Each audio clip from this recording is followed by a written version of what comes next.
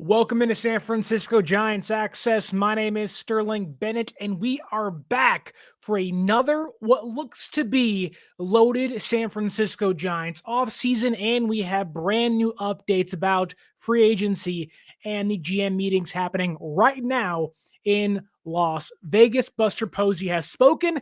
We have some intel on the latest starting pitching market, and could the Giants be trading Luis Matos this offseason? Getting into all of that today, but don't forget to like, share, and subscribe. And if you can, give us that 5-star audio podcast review. And I have to address the elephant in the room.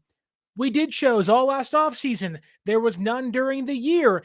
I don't know if that continues, but we're here for the fun and we're here for the now because the offseason, after a rather unsuccessful playoff push, a rather letdown that 2025 was for the San Francisco Giants, the offseason holds maybe some big keys to what hopefully can be a very eventful and promising future. Bob Melvin's obviously gone. Tony Vitello is now the new manager. And then right now they are reshaping the coaching staff on top of that. But there are bigger things happening.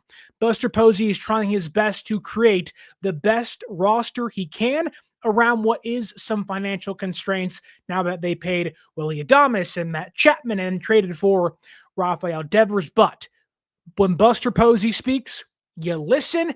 And today he spoke at the GM meetings. And a lot of this comes via Andrew Baggerly of The Athletic, one of the more in-tune people into the San Francisco Giants really all the time. But the one thing I took away from Posey's comments via Baggerly was basically, it doesn't look like San Francisco is going to buy top name free agents again.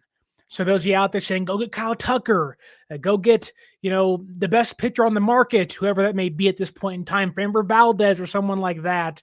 The odds are very slim San Francisco does that. And I think you've seen them the last couple of years, albeit Adames being the exception. They've been buying rather low, or they've been trading for guys like Devers to help supplement the roster instead of paying guys $500 million. Let's get a guy for 190 who signed a couple years ago before the market exploded with Soto and, Shohei Ohtani's contracts. If you can avoid that big market explosion and pay guys or acquire guys that were paid prior to it, you can maybe in some way bargain bin your roster into being successful. Love Devers, love Adames, love Chapman, love the core they have in place. Logan Webb, 4th place in the Cy Young Finalist Award. So underrated. That said, the Giants have some work to do. Second base can certainly be upgraded, whether it's Casey Schmidt or Tyler Fitzgerald or somebody else on the market. But a lot of their growth needs to come from within. They have to have the guys in their building play better. You already saw them trade Mason Black away to the Royals for a single A reliever. Maybe that works out for them in the bullpen, but they have to have guys in the building they know have high upsides, right? Jung Lee, rather inconsistent in 2025. Some really good things to begin the year, then kind of cratered towards the end. Heliot Ramos, who I have high hopes for still, was an all-star a couple years ago. Last year, it was like his brain malfunctioned and the defense just was not there. Cost San Francisco a handful of games because the defense, the bat struggled because of the defense, and it just felt like something was wrong. He was hitting leadoff, he was hitting 4th, 2nd, 5th, 6th, 7th. They couldn't really pinpoint the problem, nor could he find a solution to his problems on the baseball field. Then there is Luis Matos. And I think those 3 guys, who I know Giants fans out there are saying trade Ramos for a starting pitcher. I've heard the Bubic and Ramos trade swap of the Royals. I wouldn't love that, albeit Bubic is great. Some have said trade Jung Lee or move him to right field and go get a center fielder. It's really hard to do. Lee doesn't really have the archetypal right field build. No power. The contact, sometimes hit or miss. Doesn't steal bases. The arm is okay. The defense will be improved in right field, but still, they have some holes to fill. But a lot of those holes can be filled by some of the guys in their building already taking the next step. Guys like, say, Will Bednar. Guys like, let's say Carson Wisenhunt. Guys like Heliot Ramos bouncing back in 2026. Jung Lee although has had a really rough couple beginnings to his career in San Francisco, big injury 2 years ago, comes back, hot start, wasn't great. Can you become what they paid for a couple of seasons ago, and in year three of your MLB career, kind of bounce back and become the next big thing, if you will? Then it's Luis Matos, a guy who I love. Luis Matos. He is the prospect I have fallen in love with too quickly and is yet to prove anything. And I think we all have that guy. For some in the early 2010s, 2008 was John Bowker. Other guys, it was right now it's Luis Matos, and there's been plenty down the road in Giants history. But whether it's Emmanuel Burris or guys like that, Joe Panic, who was good for a couple of years and fell off towards the end of his time with the Giants and the Blue Jays, but Luis Matos is one of those players that I don't believe has any options left. It's a big year for him. I don't think they should trade Luis Matos unless you get into spring training and it ain't working out and he's not very good. And you can pawn him off on somebody else, change the scenery certainly would help him, I'm sure. But if you can find two or three of those guys, hopefully all of them, but if you can get two or three of them to have really good 2026s and kind of find their own at the MLB level, you're going to be in for a rather nice season in the outfield offensively, at least. I think Ramos can still hit. I think Lee needs to take somewhat of a slap hitting approach. Just get on base. Posey said, I need guys that can get on base consistently. You don't have to hit doubles. You don't have to hit triples and home runs. Can you hit 300, 298, and have a 400 OPB? Or, can you do that for us? Set the table for guys like Adames and Devers and Chapman, hopefully Ramos and other guys they can bring in during the offseason. But the quote I have here, via Buster Posey, via Andrew Baggerly of The Athletic, it is Posey cited players like Heliot Ramos, Jung Lee, and Luis Matos, who he believes there is more in the tank and meat on the bone for, which makes me believe San Francisco is not going to be in the market of getting rid of Ramos unless a big offer comes in from somebody else that they're going to buy into. But Posey also made it clear that they want to augment their roster from the outside world this winter, which means, their return to the postseason is going to kind of, require some internal improvement rather than paying for somebody like Kyle Tucker or, Valdez or Cody Bellinger, if you will, right? Which I don't want Bellinger at all. Go look at the road splits. Really, really bad. That said, I think they're trying to get a younger coach that has been known for building coach Rim Vitello with this younger crop of guys that really haven't broken through the ceiling just yet, hoping that with him in the building, a new voice, a younger voice, guy that was at college, at Tennessee for a long time, built that program up. Drew Gilbert was there. Tidwell was there. I think they're hoping that with Melvin out, kind of an elderly voice, respected, but elderly voice, a guy that maybe younger players aren't too in tune with. Melvin would be a good manager in 2006, not 2025. And I think they believe the fresh voices, the youth movement of coaching, the new approach to baseball, the day-to-day stuff, letting guys be free, not having to fit in this mold, where sometimes Melvin, although he wasn't this, at least from what we can tell from the inside, sometimes it felt like you had young guys wanting to have fun and be free, and albeit make mistakes at times. But he was the finger waggler of like, oh, you did that. And I don't think that Matos and Ramos and even Jung Lee, and I'm sure younger guys like Gilbert and Fitzgerald and Schmidt could maybe use an improvement of. Like the adaptation, I think, from AAA, AA to MLB was probably hindered to some degree by the coaching staff last year. Pat Burrell, Damon Minor, Melvin, some guys that I don't think offensively and defensively truly helped them.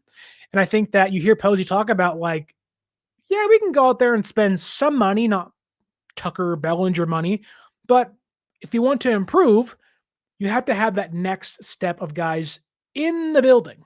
And I think a lot of that comes with the coaching hires they've made. They just brought in Hunter Mentz, I believe is his name, or Mency. He was the Toronto Blue Jays hitting coach this past year, and you saw what they did and the contact they made and the low strikeouts they had, and them barreling up balls and being more aggressive at pitches inside the zone, and that ultimately should have won a World Series, but it didn't. But I think you see that kind of being brought over, and you're going to have aggressive hitters like Ramos and Matos and Jung Lee and Devers and Adames, guys who you want to have swinging your bat because you believe if they can make contact, the ball's going to go pretty far or at least be hit pretty hard, which will result in something good for you. So I think that is where San Francisco is at with younger guys or guys that haven't truly broken through just yet.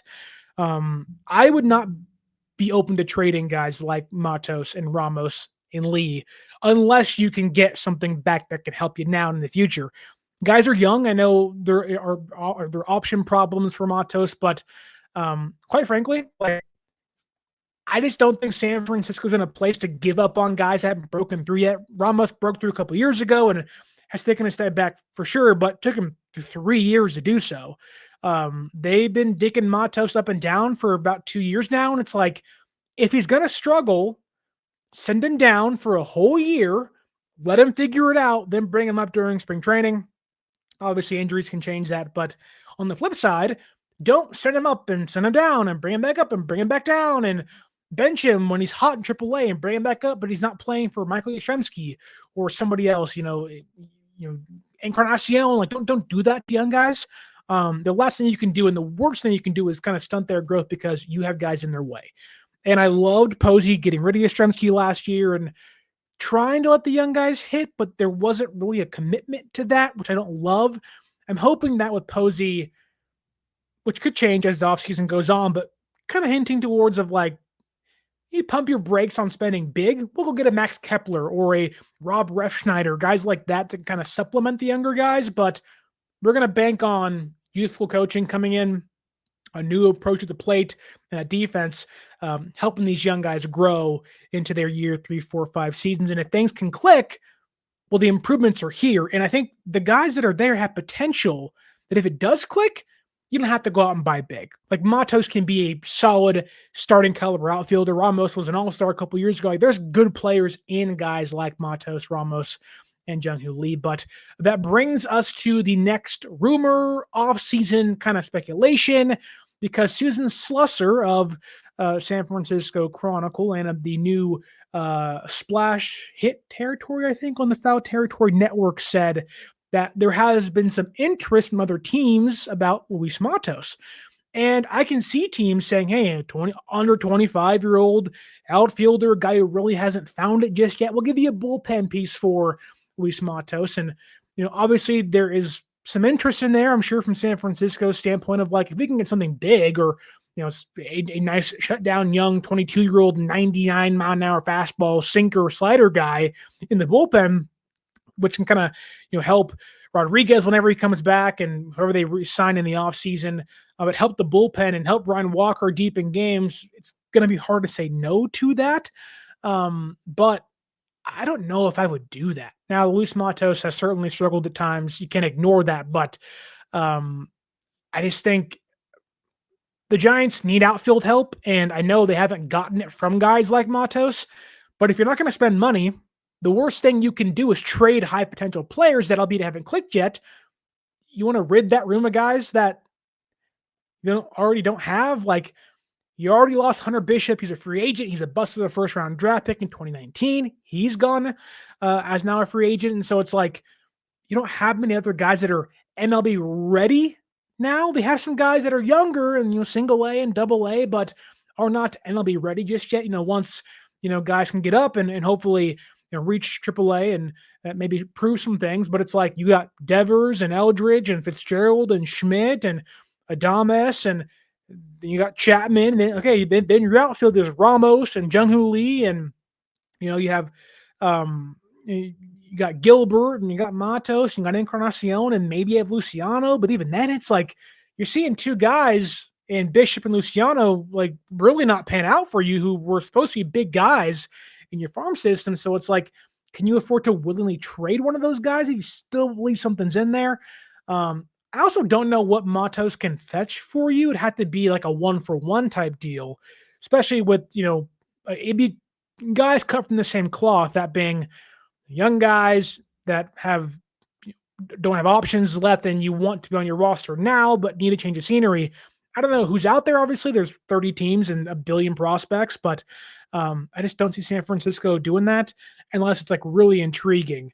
But I did find it interesting that Posey mentioned guys like Ramos, Matos, and Jung Lee because he could like San Francisco could easily go sign a veteran guy like I said, a Max Kepler, or somebody like that, Cedric Mullins, and put him in center or right, and just say, hey, you're a vet and get out there.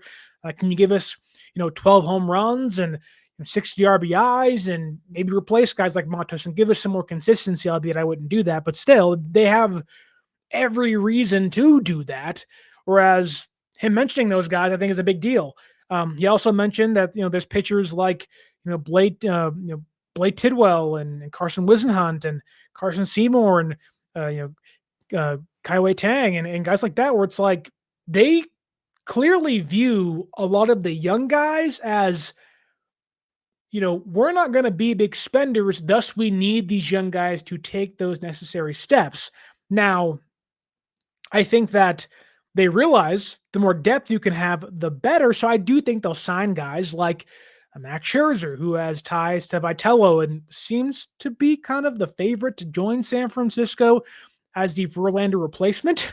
Albeit I'd rather have Verlander in the building because with the changeover in coaching staff, wouldn't you want to have that veteran kind of ageless wonder presence in your room? He was really good for you down the stretch. He was your best pitcher basically the last month of the season. Why wouldn't you want that guy to stay with young guys like Wisenhunt, Tidwell, Seymour, and other guys of the sorts? I'd rather bring back Verlander, but Scherzer's great in his own right. I'm not hating on the guy. I'm just saying, like, Verlander, I think, showed some more, albeit Scherzer was in the playoffs, so I don't know about that. Maybe they're the exact same guy at this point in time. I don't know. But that said, they clearly view the need for depth as one of the more important pieces of the offseason, whether it is the outfield or starting pitching. And it does feel like that Scherzer is a favorite guy to come here. The way they've been talking, the way owner Greg Johnson talked, they don't want to sign guys to over $100 million contracts. So pretty much take San Francisco off any board for a big name guy. I don't know what that does for the Japanese KBO market for them, but you would assume at least lessens their chances of signing any of the big names out there on the international market via Japan or the KBO. But it does seem like that they're going to play in the market of, like, maybe at the highest end, a Zach Gallen, a guy that has a really high potential but had a really bad season. Maybe get him in San Francisco, sign him for a 1-for-1 or a 2-year deal. Maybe it's like 2 years and it's $50 million, and you just bank on him being good. There's no long-term connection there. If he loves it in San Francisco, great. Maybe they can re-sign him, but they kind of seem like they want to piece things together. In this same article, Baggerly mentioned that they're still paying part of Blake Snell's contract. They're still paying Mark Melancon. They want to play in the markets of getting a closer and a starting pitcher, but they're still kind of paying guys that are holdovers from previous regimes and rosters. I do speculate that they are waiting for those kind of holdover contracts, deferred money, to kind of get off the books, then kind of re-enter. Hence why you saw Posey be somewhat timid in free agency, just kind of rounding out the roster somewhat, never being big spenders. His big moves have been Adames. Sure, then it was like Verlander for 1 year. That was kind of it. They got Devers and Chapman, I guess, but Chapman was already there. Then Devers was a trade, which was really cheap, and it was like, you can't turn this down. And I think if deals like that, like say the Brewers, for example, like Peralta's making like nothing. If the Brewers want to trade Freddie Peralta and the deal on the table is like, say it's Carson Wisenhunt and Luis Matos and I don't know, Blake Tidwell, do you do it? Why wouldn't you? It gives you a guy, maybe you can extend Peralta and for fairly cheap, or if he leaves, here's a qualifying offer and see you later. There's ways they can make it work. I do believe San Francisco is eyeing guys more like Merrill Kelly, Max Scherzer, Tyler Mahle, guys that they can slot in behind Webb and Ray and hope that Rupp can grow into his second year as a true starter at the MLB level. But as a 4 and 5 starter, Molly, Scherzer, Carroll, those guys, like they'll give you 150 innings per year, barring health, and they can help give you pivotal depth behind young guys. That if they struggle, well, it's not perfect, but you have depth veterans that can give you more consistency. I also believe San Francisco is going to play in the trade market. I think San Francisco smartly, albeit I don't love it, but smartly, if they're not going to spend big money, you can see them trying to acquire guys via trade that have been signed before 2025, before 2024, and even before 2023, maybe even 22. You can sign, you can acquire guys that are in their 30s, maybe late 20s, probably in their 30s, that, maybe you're at the end of their contract, but are signed for 2 years, guys you believe you can get some more out of. Like, I don't know if the Mariners would do this again, but my mind thinks of, Luis Castillo. Would the Mariners trade him away? They have a plethora of young starting pitchers. Would they deal away Luis Castillo, who's under team control for a little bit more time, but can be San Francisco's number 2 starter or number 3 guy behind Webb and Ray? You have young guys behind them. Like, it does seem like that the Giants want to play, not in the big pond, but want to be like the big fish in the medium pond, which I don't think is a bad thing, because the odds are you're not going to get Kyle Tucker. I think Philadelphia makes the most sense.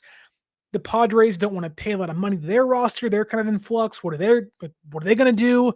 But the Yankees are going to go for it again.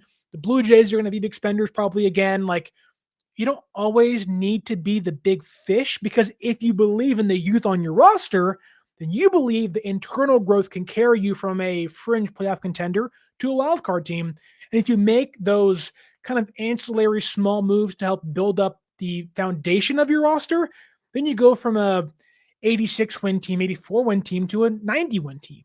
And you're like, oh, like we're in this thing. And I don't know, for, shits and gigs, say it's Luis Castillo and say it's, Webb and Ray in, a wild card game or a division game. It's not a bad pitching staff against teams like the Padres or against teams like the D-backs or the Braves or the Mets or Philadelphia. And God forbid it's LA, but still, like, it's better than what it was this year. And so I think that's where they want to play. I don't think they're going to be, in the market for any of the big name guys. I think at the highest end, it's Zach Gallen. And I think at second base too, like, it's the parallels from last offseason to this offseason are kind of the same. We're like, everybody wanted Juan Soto. You wanted Shohei Ohtani a couple of years ago. You wanted Judge, and they were just on the precipice of that. I think Posey realized, hey, if I can get my stars, which he has now, he has his 3 core players in his ace and Webb, I don't need to continue to spend big money. If I can convince Greg Johnson and company to spend, which they have now, on 3 free agents and then Webb's pretty cheap contract, I think they just believe, let's patchwork some things year by year, maybe get a 2-year deal somewhere. As we wait for deferred money to come off the books, then we can have some time to spend on some guys. But, I don't think it's Framber. I don't think it's guys, like, Imanaga from the Cubs who got released this offseason. I think they're going to play, in the medium-sized pond, but be a big fish, kind of get a couple guys, get a veteran outfielder to help fill in right field and center field or whatever they're going to do. Maybe it's a Harrison Bader, who I would not hate at all. I think he had an excellent season last year for Philadelphia after he got traded there. I think that he'd be so fun to watch in center field, albeit in that case, I probably would want to trade away Jung Lee, which I know Posey mentioned him, but if they're in the business of somehow saving a little bit of money or wanting to not be big spenders, if you can sign somebody like in center field, and you sign a cheap veteran outfielder for right field maybe, or kind of a depth guy or 4th guy, or you believe in Matos and Gilbert and Ramos enough, you can get kind of a better roaming center fielder. Why couldn't you package Lee for a pitcher? That way, the cost isn't too bad. You're offsetting some costs with money going back and forth between some teams. I do think that's possible. I also wouldn't be shocked to see them trade away some young pitching for guys like Sonny Gray, guys who are older, they're in their mid-30s, but Gray, he played in the Bay for a while with the Oakland A's. They should still be there, I may add. But he's been in the Bay for a while, been rather consistent, one of the better pitchers in the NL Central. It does seem like the Giants are on the come up, where the Cardinals are kind of like floundering. They have the new regime in place now in St. Louis. So would they do that? I think Gray, Gallen, Kelly, Scherzer, that's the market. Luis Castillo, maybe if the Mariners are going to play ball, but they were in the LCS, so I don't know. But like that seems like the high end group they would go for. Then you have your lower guys like Tyler Mahle and players like that. But if you're expecting big moves, which last offseason I was big of saying like go get Pete Alonso. Well, they got Devers, so they've got some big moves already done. And I think having the core in place for 162 games instead of 4 months of the 6 month season will certainly help them. I guarantee you, had they had Devers, albeit there was a big black hole of a terrible stretch during the year with him on the team, you have Devers for a 162 type year with Bryce Eldridge instead of Flores and Dom Smith, who's actually good for the team. But guys like that like can really raise your floor. I think San Francisco is in a really good place to contend in 2025, at least for a playoff spot. I ain't going World Series yet. The Dodgers have a lot of money, but I think 2025 or 26, excuse me, will be a nice year for San Francisco. Bounce back. The energy levels are going to be immaculate by the Giants this year. Vitello yelling, screaming, having some fun, letting these guys play. That's a big thing. Letting young guys play like their way, their brand of baseball matters. It's why you got to see guys flourish early in their careers, like Acuna and Albies, before the Braves kind of turned on them, with Acuna especially. Now Snicker's out of there. Like, you let young guys play their own brand of baseball, and it works, and they're having fun, and they're consistent and whatnot. They have to earn that for sure, but I think giving them a longer leash will help. And I think last year was kind of like a tug of war of like, I want a longer leash, and the Giants are like, we haven't earned that yet. And they're like, yeah, but if you give me it, I will earn it. I think that tug of war might be gone with Vitello now in the room. That can relate to younger guys, at least more so this season. But what do you think happens this offseason? Do you want to be a big player in the big market? Do you want to go out there and sign big name guys? Or are you just like, fuck it? Hey, Greg Johnson, go out there. I need you to spend some money. Don't be a greedy owner. I don't root for the Pittsburgh Pirates. I root for the San Francisco Giants. The Dodgers just won their second World Series in 2 consecutive seasons. Do you want to see Dodger Blue still do that, or are you going to put up a fight against the big dogs in your own state? They're running the state right now. Do you have any ability to push back on that? Or you're like me, that's like, I would love that. But the odds would say that's not going to happen this offseason. Being a big fish in a medium-sized pond is not always the worst thing. It can make you competitive, get back to the playoffs, and with the core you have in place and maybe a stronger pitching staff, anything could happen. Look at the Blue Jays. They had a good team, really good team, obviously. But did anybody expect the Blue Jays to go to the World Series before the year started or in spring training? Probably not. Anyway, and got Shane Bieber and they improved the bullpen, sure, but it's like, really? We did get some notes that Devin Williams could be a Giant. He may want to play in California. I'm more apt to believe guys like Raisel Iglesias fit San Francisco more, but would love to get Devin Williams in the room. But when Randy comes back at the end of the year, is he the closer? Is he the reliever? Do you not care? He may not care. Tyler Rogers might come back. Like there's some things happening. It'll take some time, but free agency is basically started already with minor league moves being made, but can't wait for the big splash to happen. And there also is the rumor of Bo Bichette in San Francisco because they just hired the Blue Jays hitting coach.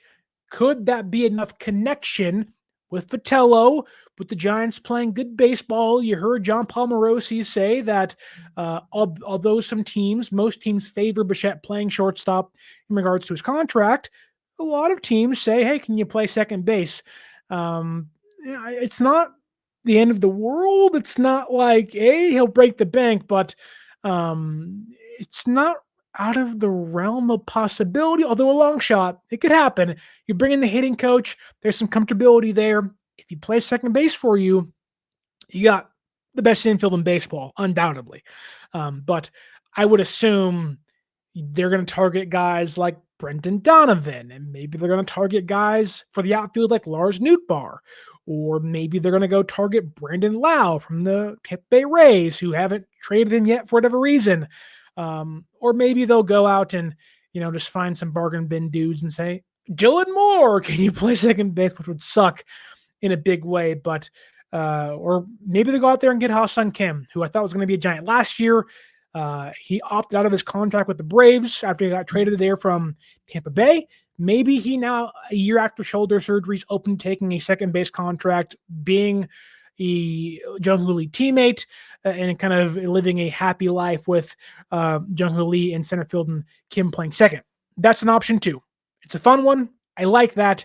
Everything's on the table besides Kyle Tucker and Framber Valdez and guys like that. But the Giants can do plenty to make things click in 2026. What move do you want them to make? Tell me that down below. And would you trade Luis Matos? I don't think I would, but drop those comments down below. And as always, I'll see you next time.